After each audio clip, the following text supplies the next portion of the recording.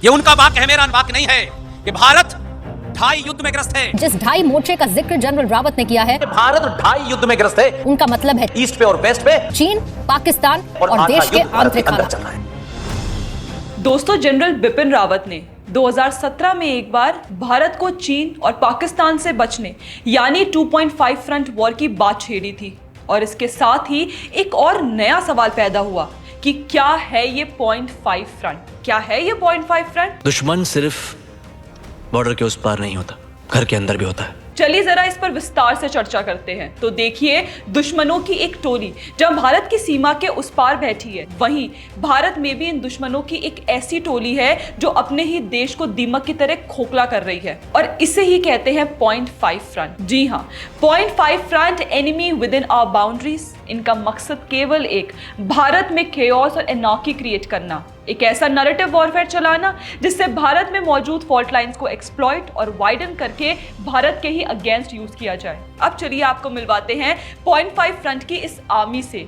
ये कोई भी लोग हो सकते हैं, बुद्धिजीवी, influencers, actors, politicians, YouTubers, content creators, journalist, anyone। मैं अगर यहाँ भारत और पाकिस्तान के बीच चल रहे तनाव की ही बात करूं तो आप लोगों ने देखा होगा कि कैसे पहलगाम में हिंदुओं पर हुए आतंकी हमले को लेकर भारत में भी एक 0.5 फ्रंट आर्मी का गठन हो गया है। इनका काम है हिंदुओं के नरसंहार को व्हाइट वॉश करके एक ऐसा नैरेटिव चलाना जहां भारत को ही बदनाम किया जा सके। जैसे आप कांग्रेस के नेताओं के बयान देखिए, 22 अप्रैल को हुए पहलगाम हमले के बाद के कांग्रेसी नेताओं के ये बयान, जिसमें वो पाकिस्तान को दुश्मन मानने को ही रेडी नहीं है। वो ये मानना ही नहीं चाहते कि पहलगाम हमले में धर्म पूछकर केवल हिंदुओं को ही टारगेट किया गया। तो भारत की सबसे बड़ी ऑपोजिशन पार्टी कांग्रेस के नेताओं के मुंह से ऐसे स्टेटमेंट आना देश विदेश में यही संदेश पहुंचाएगा कि जब भारत के खुद के नेता इस हमले को धर्म के आधार पर नहीं काउंट कर रहे, तो हम कैसे मान लें कि पाकिस्तान अपने देश में आतंकियों को पनाह देता है? तो ये तो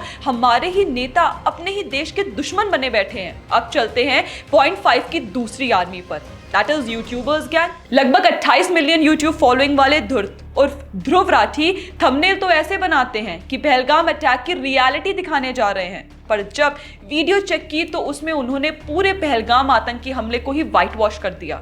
20 मिनट की पूरी क्लिप में उनका मोटो केवल एक ही था कि कैसे ये हमला धार्मिक नहीं है। मतलब मारे गए पर्यटकों के घर वालों के आंसू या बयान उन्होंने देखे ही नहीं। कुछ वैसे ही देशभक्त यानी आकाश बैनर्जी भी पहलगाम हमले को भारत पाकिस्तान तमाशा बुलाते दिखे, जैसे कि एक मैसेज देना चाहते हो कि भारत अपने यहाँ हुए हमलों को लेकर सीरियस ही नहीं है। फिर जर्नलिस्ट और यूट्यूबर की कैटेगरी में आए रवीश चचा भी भारत में रहकर पाकिस्तानियों का हुक्का पानी बंद होने पर शोक जताते हैं। वैसे इसी में एक और जर्नलिस्ट भी हैं, कविश अजीज, जो भारतीय पत्रकार कम और पाकिस्तानी पत्रकार ज्यादा मालूम पड़ती हैं। देखिए कैसे पाकिस्तानी अभिनेताओं के ट्रोल होने पर वो हानिया आमिर और फवाद खान के समर्थन में ट्वीट करती दिखी। और दोस्तों, मामला तो यहाँ गंभीर होता है जब 0.5 फ्रंट आर्मी के नैरेटिव को पाकिस्तानी भारत के खिलाफ इस्तेमाल करते हैं। जैसे कि लो IQ भोजपुरी सिंगर नेहा सिंह राठौर और डॉक्टर मेडुसा के भारत विरोधी वीडियोज एक पाकिस्तानी हैंडल ने अपने पेज से शेयर करते हुए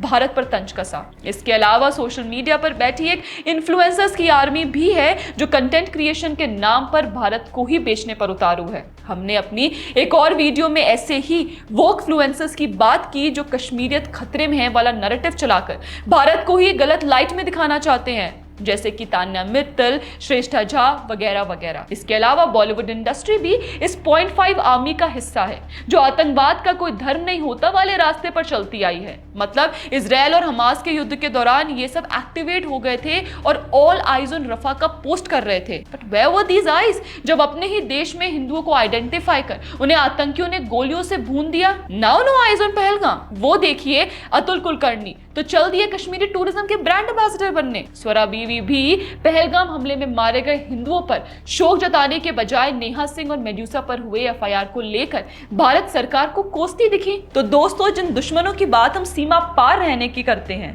उसी दुश्मन की श्रेणी में ये 0.5 फ्रंट की आर्मी भी है, जो भारत की सीमा के अंदर रहकर अपने झूठे भ्रमक नैरेटिव का युद्ध छेड़ चुकी है। याद कीजिए सीए और एनआरसी के दौरान जो भारत विरोधी प्रोटेस्ट चले थे, वे भी इसी 0.5 फ्रंट के सदस्य थे, जो भारत को दुनिया के सामने नीचा दिखाना चाहते थे। और हाँ, मैं यहाँ अरफा खानम शेरवानी और राना अयूब जैसे गद्दारों को कैसे भूल गई, जो देश विदेश में मंचों पर जाकर भारत को ही बदनाम करते हैं, उनके खिलाफ बयानबाजी करते हैं। तो दोस्तों, तनाव के इस माहौल में हमें ये कोशिश करनी है कि हम ऐसे भ्रामक नैरेटिव से बचकर रहें और देश के भीतर की ये 0.5 फ्रंट से सतर्क रहें। दोस्तों, आपको हमारा कंटेंट कैसा लगा हमें कमेंट सेक्शन में जरूर बताएं, और अगर आपको हमारा कंटेंट पसंद आए तो हमें लाइक, शेयर और सब्सक्राइब करना ना भूलें। धन्यवाद।